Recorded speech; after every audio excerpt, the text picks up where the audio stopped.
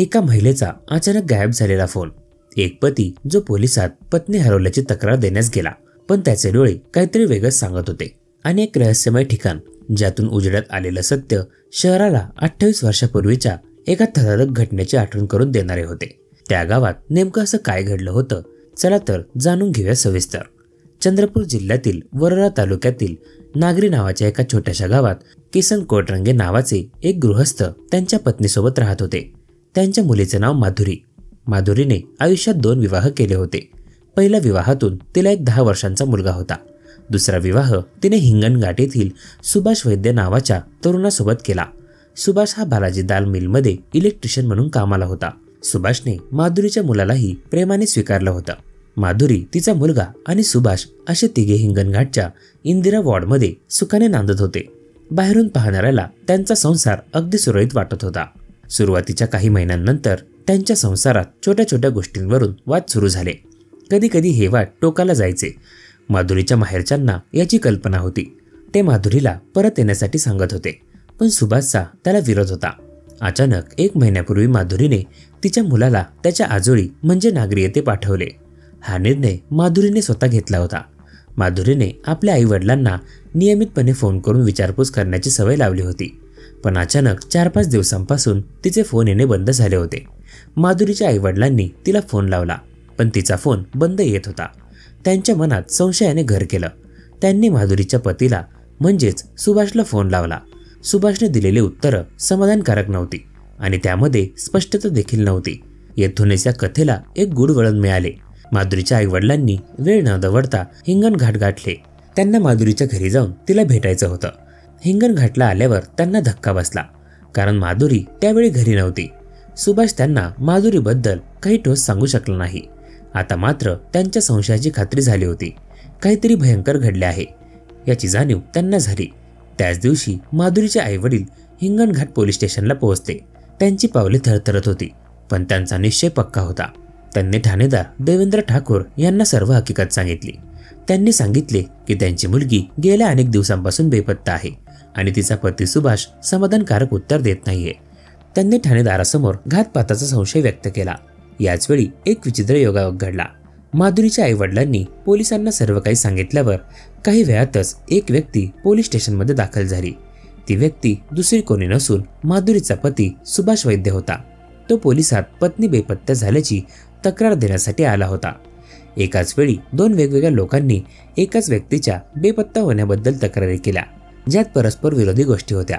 ठाणेदार देवेंद्र ठाकूर यांच्या लक्षात आले की हे प्रकरण सामान्य नाही. एका बाजूला माधुरीचे आई वडील हतबल होऊन मुलीच्या शोधात होते, तर दुसरीकडे सुभाष तक्रार दाखल करत होता. ठाकूर यांनी शांतपणे दोघांचीही बाजू ऐकून घेतली. त्यांच्या नजरेने सुभाषच्या चेहऱ्यावरील घाबरलेला भाव टिपला. पोलीस अधीक्षक अनुराग जैन यांच्या मार्गदर्शनाखाली त्यांनी तपासाची दिशा सुभाषवर केंद्रित केली. सुभाषची चौकशी सुरू झाली. सुरुवातीला त्याने काहीच सांगितले नाही, पण पोलिसांच्या प्रश्नांच्या जाळ्यात तो अडकत गेला. काही वेळानंतर सुभाषने एक महत्त्वाची माहिती दिली. एक असा सुगावा ज्यामुळे या प्रकरणाचे गूढ उकलले जाणार होते. पोलिसांना मिळालेल्या सुगाव्यावरून विश्वास ठेवत त्यांनी पुढील कारवाई सुरू केली. दुसऱ्या दिवशी सकाळी पोलिसांनी इंदिरा वॉर्डातील सुभाषच्या घराच्या परिसरातील मोकळ्या जागेवर लक्ष केंद्रित केले.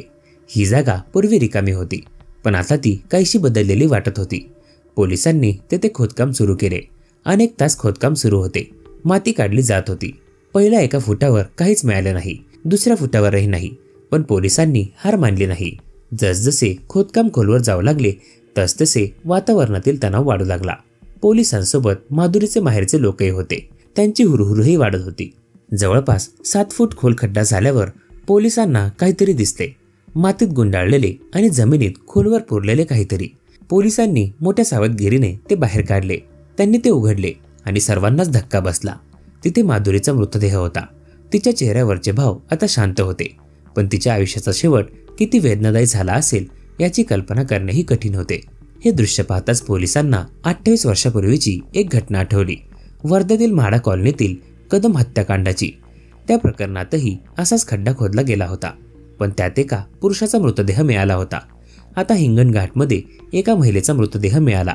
या घटनेने शहरातील लोकांना पुन्हा एकदा आठवण करून दिली की काही गुन्हे इतके क्रूर असतात की त्यांची पद्धतीही कालांतराने पुन्हा दिसते. माधुरीच्या मृतदेहाची ओळख पटल्यावर पोलिसांनी या प्रकरणात सहभागी असलेल्या एका सह आरोपीला ताब्यात घेतले. त्याने दिलेली माहिती आणि सुभाषने पोलिसांना दिलेला सुगावा यांचा संबंध जोडला गेला. माधुरीचा खून झाला होता. सुभाषने आपल्या पत्नीचा खून केला होता आणि त्याचा मृतदेह घराच्या अंगणातच पुरला होता. गेल्या अनेक दिवसांपासून तो जसा काहीच घडले नाही अशा आविर्भावात राहत होता. त्यानेच माधुरीच्या मुलाला तिच्या आईवडिलांकडे पाठवले, जेणेकरून त्याला खून लपवण्यासाठी पुरेसा वेळ मिळेल. नंतर त्यानेच माधुरी बेपत्ता झाल्याची तक्रार दाखल करण्याचा बनाव केला, जेणेकरून संशय त्याच्यावर येणार नाही. पण एका फोनने, एका संशयाने आणि पोलिसांच्या चाणाक्ष तपासामुळे त्याचा हा कट उघड झाला. सध्या सुभाष वैद्य बेपत्ता आहे. पोलीस त्याचा शोध घेत आहेत. एका छोट्याशा वादामुळे एका कुटुंबाचा संसार उद्ध्वस्त झाला आणि एका निष्पाप महिलेला आपला जीव गमावा लागला. ही घटना केवळ एका खुनाची नाही, तर एका क्रूर मानसिकतेची आहे आणि एका मोठ्या गुन्ह्याला लपवण्याच्या प्रयत्नाची कथा आहे, जी अखेरात उजेडात आली. या घटनेतून आपल्याला समजते की नात्यांमध्ये वाढलेली कटुता आणि त्यातून उद्भवणारी हिंसा कोणत्या स्तराला गेली आहे. माधुरी आणि सुभाष यांच्या तिरवाद सुरुवातीला लहान वाटले, पण ते इतके वाढले की त्यांचा शेवट एका हत्येने झाला. यातून हे सिद्ध होते की नात्यांमधील मतभेद वेळीच सोडवले नाहीत किंवा त्यांच्याकडे दुर्लक्ष केले तर ते किती भयानक रूप धारण करू शकतात. अनेकदा अहंकारापायी किंवा वर्चस्व गाजवण्याच्या वृत्तीतून वाद विकोपाला जातात आणि त्याचे परिणाम समोरच्या व्यक्तीच्या जीवावर बेततात. माधुरीच्या आईवडिलांनी दाखवलेला संशय आणि त्यांचा सतर्कपणा या घटनेचा महत्त्वाचा भाग आहे. मुलीचा फोन न लागल्यामुळे त्यांनी लगेच पोलिसांशी संपर्क केला. त्यांचा हा संशयच या प्रकरणाचा तपास सुरू होण्याचे मुख्य कारण ठरला. तसेच हिंगणघाट पोलिसांनी दाखवलेली तत्परता आणि तपास करण्याचं कौशल्य वाखाणण्याजोगे आहे. केवळ एका संशयाच्या आधारे त्यांनी घटनेच्या मुळाशी जाऊन मृतदेह शोधून काढला आणि गुन्ह्याचा छडा लावला. यातून हे स्पष्ट होते की पोलिसांचा तपास योग्य दिशेने आणि वेगाने झाल्यास गुन्हेगार कितीही हुशार असला तरी तो कायद्याच्या कचाट्यातून सुटत नाही. सुभाष वैद्यने पत्नी बेपत्ता झाल्याची तक्रार दाखल करून एक बनाव रचला होता. त्याला वाटले की तो सहज पोलिसांची दिशाभूल करू शकेल आणि गुन्ह्यातून सही सलामत सुटेल. पण त्याचे हे खोटे नाटक पोलिसांच्या आणि माधुरीच्या कुटुंबियांच्या सतर्कतेमुळे उघड झाले. या घटनेतून हा बोध मिळतो की गुन्हा कितीही काळजीपूर्वक केला असेल आणि तो लपवण्यासाठी कितीही प्रयत्न केले असतील तरी सत्य कधी ना कधी समोर येतेच. खोटेपणावर आधारित कोणतीही गोष्ट जास्त काळ टिकत नाही. या घटनेची तुलना 28 वर्षापूर्वीच्या कदम हत्याकांडाशी करण्यात आली. दोन्ही घटनांमध्ये मृतदेह पुरलेला आढळला. यावरून हे लक्षात येते की समाजात गुन्हे करण्याची पद्धत बदलत नाही. जुन्या घटनांमधून बोध घेऊन गुन्हेगारी रोखण्यासाठी समाजाला आणि प्रशासनाला अधिक प्रभावी उपाययोजना करण्याची गरज आहे. क्रूर मानवी प्रवृत्ती अजूनही समाजात अस्तित्वात आहे आणि ती वेळोवेळी अशा घटनांमधून समोर येते. या प्रकरणाकडे मानसिक आरोग्याच्या दृष्टिकोनातूनही पाहता येते. सुभाषने केलेल्या या गुन्ह्यामागे त्याची मानसिक स्थिती कारणीभूत असू शकते. वाद हाताळता न येणे, हिंसक प्रवृत्ती आणि टोकाचे निर्णय घेणे हे मानसिक अस्वस्थतेचे लक्षण असू शकते. समाजात मानसिक आरोग्यावर आणि नात्यांमधील ताणतणाव योग्य प्रकारे हाताळण्यावर अधिक लक्ष केंद्रित करण्याची गरज आहे, जेणेकरून असे गंभीर गुन्हे घडणार नाहीत. दरम्यान यावर आपल्या काय प्रतिक्रिया आहेत ते कमेंट करून नक्की कळवा.